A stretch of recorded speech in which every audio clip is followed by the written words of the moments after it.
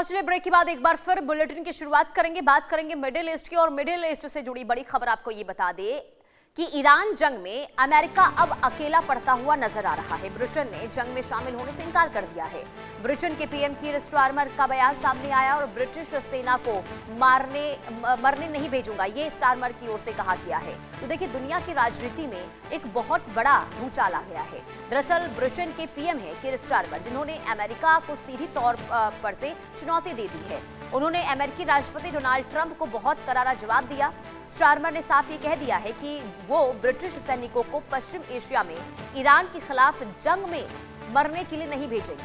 Trump लगातार Britain पर सेना भेजने का दबाव बना रहे थे और इसी बात पर स्टारमर बुरी तरीके से भड़क गए हैं और सीधे तौर पर उन्होंने कहा कि ब्रिटिश सेना को मरने के लिए मैं पश्चिम एशिया नहीं भेजूंगा। तो बहुत बड़ा झटका इसे आप मान सकते हैं डोनाल्ड ट्रंप के लिए, क्योंकि डोनाल्ड ट्रंप इस युद्ध में अलग थलग पड़ते हुए नजर आ रहे हैं। भले ही डोनाल्ड ट्रंप खुद इस युद्ध को लेकर अपनी पीठ थपथपाते हुए नजर आए। उन्होंने कहा कि ये जंग हम लगभग जीत गए हैं। और इससे पहले भी देखिए, इससे पहले भी कई तरह के बयानों के बाद जब ब्रिटेन से लगातार वो मदद मांगते हुए नजर आए, तो कीर स्टारमर की ओर से, जो ब्रिटेन के पीएम हैं, उन्होंने साफ इनकार कर दिया। उन्होंने कहा कि मैं अपनी सेना को मरने के लिए पश्चिम एशिया नहीं भेजूंगा। इससे पहले भी आपको याद होगा कि जब नाटो देशों से भी उन्होंने मदद मांगी थी, तो नाटो देशों की ओर से भी इनकार कर दिया गया था। और ऐसे में नाटो देशों को भी वो चेताते हुए नजर आए थे। उन्होंने कहा था कि ये याद रखा जाएगा। कुल मिलाकर आप ये समझ सकते हैं कि पूरी तरीके से अमेरिका जो है इस वक्त इस युद्ध में, इस जंग में अकेला पड़ता हुआ नजर आ रहा है। और अब कहीं ना कहीं डोनाल्ड ट्रंप के अंदर इसे लेकर काफी बौखलाहट भी देखने को मिल रही है, जो उनके बयानों में झलकती हुई भी नजर आ रही है। और इसी से जुड़ी आपको एक रिपोर्ट दिखाते हैं। यूरोप के कई देशों ने साफ संकेत दिया है कि वे मिडिल ईस्ट में किसी बड़े सैन्य अभियान का हिस्सा नहीं बनना चाहते। इससे अमेरिका हैरान है। जर्मनी की सरकार ने कहा है कि क्षेत्र में तनाव कम करने के लिए कूटनीति ही सबसे बेहतर रास्ता है। इसी तरह जर्मनी ने सैन्य हस्तक्षेप के बजाय राजनीतिक समाधान पर जोर दिया है। यही रुख फ्रांस ने भी अपनाया है। फ्रांस ने कहा है युद्ध की बजाय बातचीत के जरिए समाधान ढूंढना जरूरी है। अब ब्रिटेन के प्रधानमंत्री कीर स्टारमर ने अमेरिका के राष्ट्रपति डोनाल्ड ट्रंप से कहा कि आप मेरा जितना चाहे मजाक उड़ा सकते हैं, लेकिन मैं आपके हारते हुए युद्ध में मरने के लिए ब्रिटिश बच्चों को नहीं भेजूंगा। स्टारमर के इस बयान से साफ है कि वह ईरान के खिलाफ जंग में अमेरिका के साथ नहीं है। दरअसल ट्रंप लगातार ब्रिटेन पर सेना भेजने का दबाव बना रहे थे। इधर एशिया की ओर देखें तो कई देश इस संघर्ष से दूरी बनाए रखना चाहते हैं। जापान और साउथ कोरिया जैसे अमेरिकी सहयोगियों ने भी साफ किया है कि उनकी प्राथमिकता क्षेत्रीय स्थिरता और ऊर्जा सुरक्षा है, न कि युद्ध। मिडिल ईस्ट के अंदर भी कई देश बेहद सावधानी से कदम रख रहे हैं। अमेरिका के सहयोगी देशों को डर है कि अगर युद्ध और बढ़ा तो इसका सीधा असर उनके तेल निर्यात और क्षेत्रीय सुरक्षा पर पड़ेगा। दक्षिण एशिया में भी स्थिति अलग नहीं है। भारत ने साफ संकेत दिया है कि उनकी प्राथमिकता शांति और स्थिरता है। दूसरी तरफ वैश्विक शक्तियां जैसे चाइना और रसिया पहले ही इस तरह की सैन्य कार्रवाई का विरोध कर चुके हैं। इन देशों का कहना है कि मिडिल ईस्ट में युद्ध का विस्तार पूरी दुनिया के लिए बड़ा खतरा बन सकता है। ऐसे में सवाल ये है कि इजराइल को छोड़कर अगर अमेरिका को अपने पारंपरिक सहयोगियों का पूरा समर्थन नहीं मिला तो क्या वह अकेले इस जंग को और आगे बढ़ाएगा। Bureau report, India news.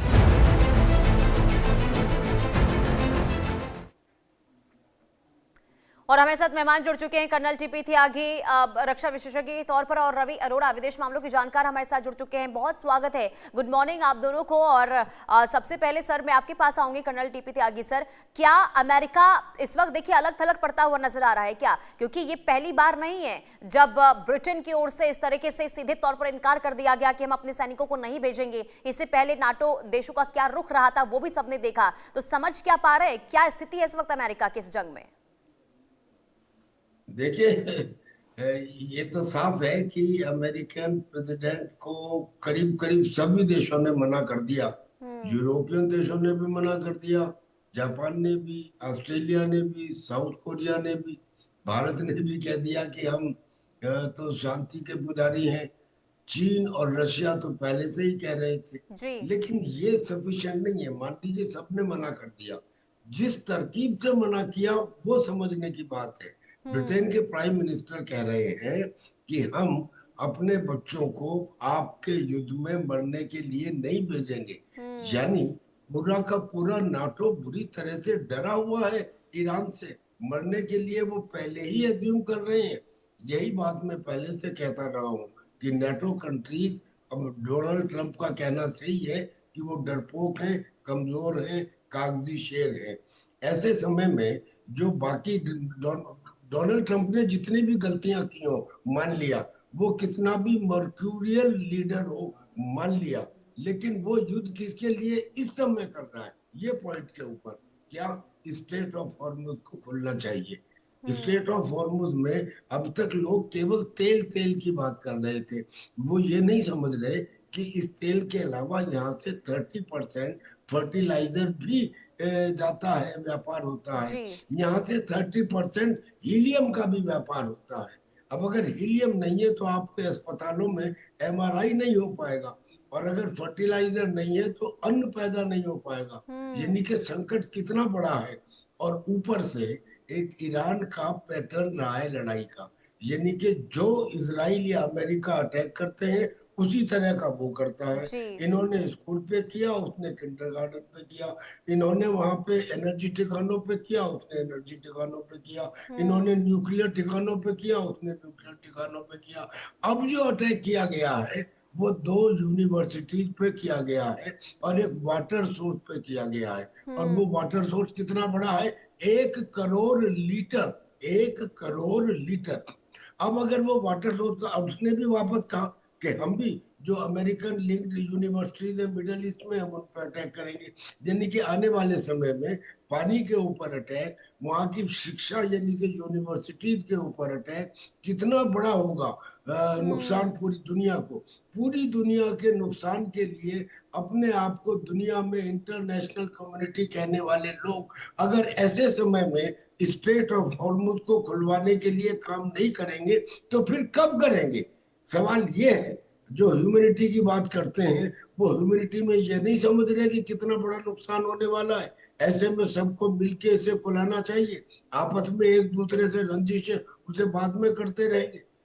ये मुझे लगता है कि ईरान ने इतना डरा दिया है, खास तौर पे जब से जेराल्ड फोर्ड वापस गया है और खुद डोनाल्ड ट्रंप ने एक्सेप्ट किया है कि साहब इसमें 17 एंगल से मिसाइल दागी गई और जिसकी वजह से हमें वहां से भागना पड़ा। ये बात को याद रखें कि आज की तारीख में दुनिया में कोई भी हथियार, जब मॉस्कोवा को डुबाया गया था ब्लैक सी में, तो यही कहा गया था कि कोई हथियार अल्टीमेट नहीं है, और जी। जो प्रोटोटाइप बड़े हथियार हैं वो ज्यादा वल्नरेबल है as compared to the small drones और स्मॉल मिसाइल।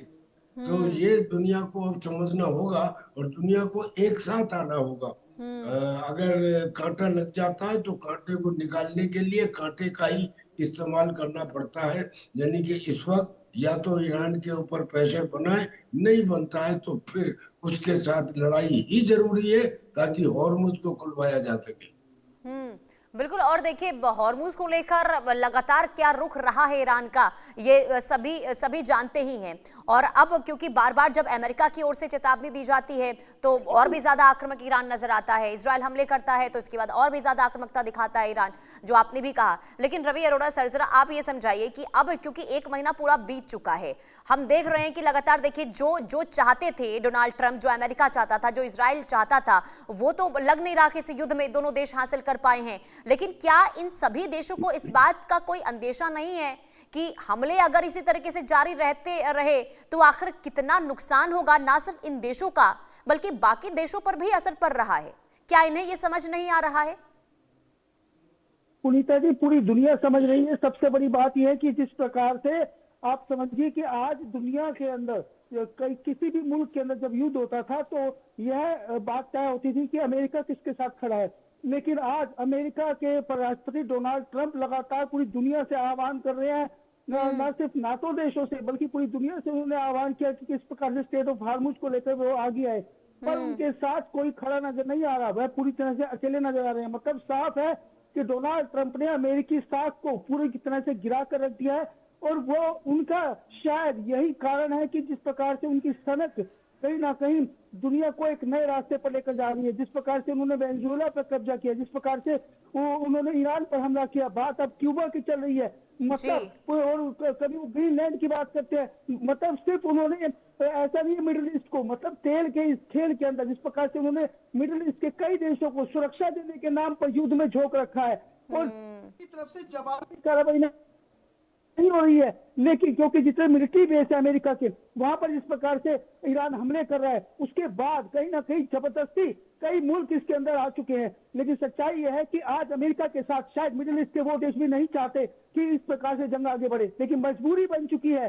क्योंकि अमेरिकी मिलिट्री बेस वहां पर है। तो ऐसे में एक साख जो अमेरिकी साख थी वो पूरी दुनिया में गिरती नजर आ रही है, और साफ दिखाई दे रहा है कि दुनिया के कोई भी देश अभी फिलहाल इस युद्ध के पक्ष में नहीं है, क्योंकि दुनिया में जिस प्रकार से ऊर्जा सेक्टर के अंदर कमी आई है, जिस प्रकार से पूरी दुनिया के अंदर कहीं ना कहीं लॉकडाउन जैसे हालात हो चुके हैं, और इसकी तुलना जो कोरोना से होने लगी है कि इस प्रकार से हालात बन चुके थे पूरी दुनिया में।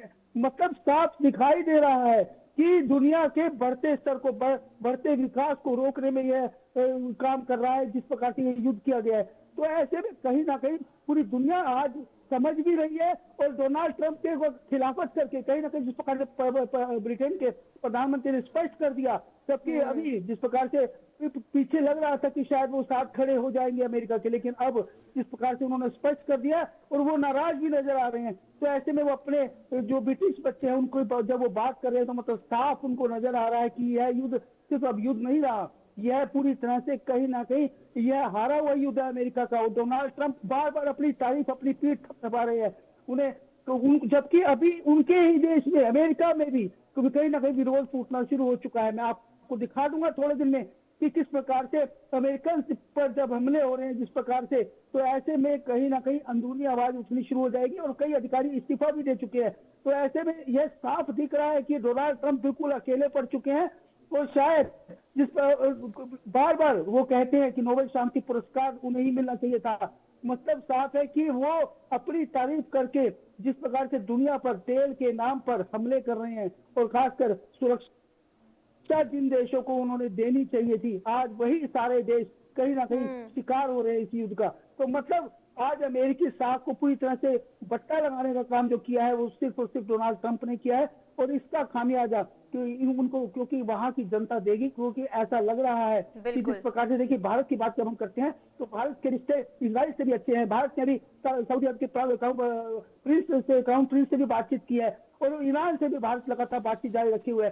तो कोई भी देश कभी भी, आपको बता दूं आज के जो हालात है वो डोनाल्ड ट्रंप के साथ नहीं जाएगा, और पूरी तरह से पूरी दुनिया चाहती है फिलहाल यह युद्ध रोक दिया जाए, क्योंकि स्टेट ऑफ हार्मुज पर जिस प्रकार से नाकाबंदी कर दी गई है, जबकि डोनाल्ड ट्रंप कह रहे हैं कि हमने पूरी तरह से उस पर कब्जा कर लिया है। लेकिन सच्चाई यह है कि वहां से कोई भी जो है तेल का जहाज नहीं जा सकता, अगर वो जाएगा तो उसको ईरान की परमिशन लेनी ही होगी, IRGC से छोड़ने वाली नहीं है। तो ऐसे में सवाल खड़ा होता है कि पूरी दुनिया के ऊर्जा सेक्टर को अगर आप इस प्रकार से बाधित कर देंगे और आपकी गलतियों को खामियाजा की पूरी दुनिया बिल्कुल, इससे ये समझ सकते हैं कि देखिए ईरान ने ये समझ लिया है कि कैसे ईरान इजराइल और अमेरिका की नब्ज को दबाना है, और वो है स्ट्रेट ऑफ हॉर्मुज, और जिस पर जो पाबंदी लगाई गई है इससे देखिए बाकी देशों में अस्थिरता का दौर देखिए शुरू हो चुका है। कई देश ऐसे हैं जहां पर आपातकाल तक लगा दिए गए, तो आप समझिए कि क्या स्थिति बनी हुई है। लेकिन टीपी त्यागी सर, अब इस मोड़ पर आकर जब 1 महीना बीत चुका है, ऐसे में जब अलग अलग देशों ने भी इनकार कर दिया है अमेरिका की मदद के लिए, अब आगे क्या समझ पा रहे हैं अमेरिका अब क्या कर सकता है? क्योंकि एक तरफ तो युद्ध विराम की बात करते हैं, दूसरी तरफ तैयारी भी वो कर रहे हैं, और अब तो ये भी खबर सामने आ रही है कि जमीनी हमलों की भी यहाँ पर योजना बनाई जा रही है डोनाल्ड ट्रंप की ओर से। अगर ऐसा होता है तो क्या ये माना जाए कि आगे आने वाले दिनों में युद्ध विराम तो नहीं, लेकिन ये वॉर जो है वो बहुत ज्यादा बढ़ता हुआ नजर आएगा?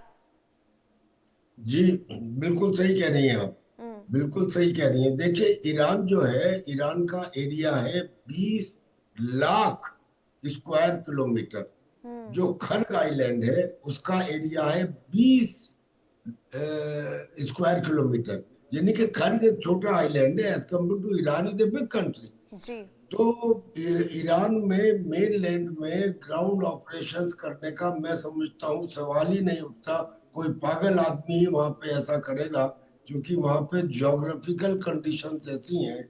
वहां के जो जागरोस पर्वतों की न टूटने वाली श्रृंखला है, वहां का जो रेगिस्तान है, और वहां के जो आईआरजीसी के करीब 6 से 7 लाख लड़ाके हैं, और जो उनकी तरह का शौर्य है, उनका बाउल छोटा है जबकि वेस्टर्न कंट्रीज का बाउल बड़ा है। यानी कि वो मुसीबत में भी रह के लड़ सकते हैं, वेस्टर्न कंट्रीज नहीं लड़ सकती।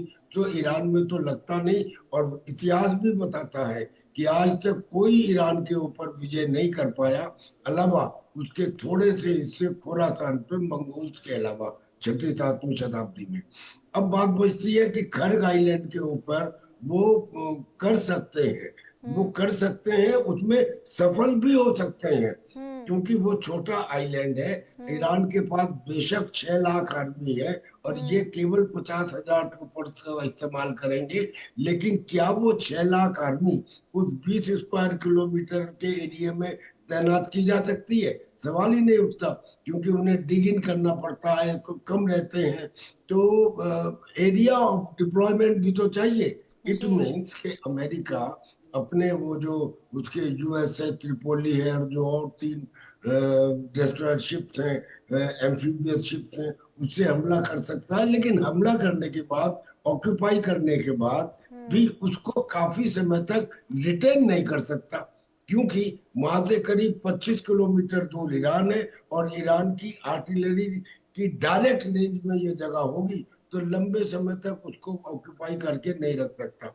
लेकिन हाँ, अगर कब्जा कर लेता है, और अगर उससे उसका 90% ऑयल ईरान का दुनिया के लिए जाना बंद हो जाता है, तो ऐसा अनुमान लगाया जा रहा है कि ईरान पर प्रेशर पड़ेगा, और वो स्ट्रेट ऑफ हॉर्मुज को खोल सकते हैं। एक दूसरी बात, जी। और 2-3 आइलैंड हैं स्टेट ऑफ हॉर्मुज में, जिनके ऊपर अमेरिका कब्जा कर सकता है। पर अब सवाल ये है कि अमेरिका भी डरा हुआ है। अमेरिका डरा हुआ ना होता तो ये ना कहता कि साहब, हमारा जो यूएसएस जेराल्ड फोर्ड है, उसके ऊपर ईरान ने 17 एंगल से बैलिस्टिक मिसाइल दागी, और हमें वहां से भागना पड़ा। यानी कि वो ग्रीस के डॉक के अंदर अब रिपेयर की जा रही है, 1 साल लगेगा उसको ठीक होने में। तो इसका मतलब अमेरिका के जो सोल्जर्स हैं, उनका भी मनोबल गिरा हुआ है। अब एक बात समझ ले कि युद्ध अगर हथियारों से और संख्या से जीते जा रहे होते, जी। तो फिर इजराइल ऐसा ना होता कि चारों तरफ अरेबियन कंट्रीज होने के बाद भी छोटा सा कंट्री उन्हें मात दे रहा है। युद्ध जीते जाते हैं शौर्य से, जी। और इस समय जो वो शौर्य है, वो ईरान के फेवर में है। तो ये मीन्स अमेरिका के लोग, अमेरिका की आर्मी का मनोबल कम है। उसको कई 50 दफे सोचना होगा कि मैं ग्राउंड ऑपरेशंस करूं या ना करूं। अब क्या स्थिति हो गई कि अगर अमेरिका भी रजिस्ट कर रहा है, बाकी लोग तो अलग हो ही गए हैं, तो क्या हो सकता है?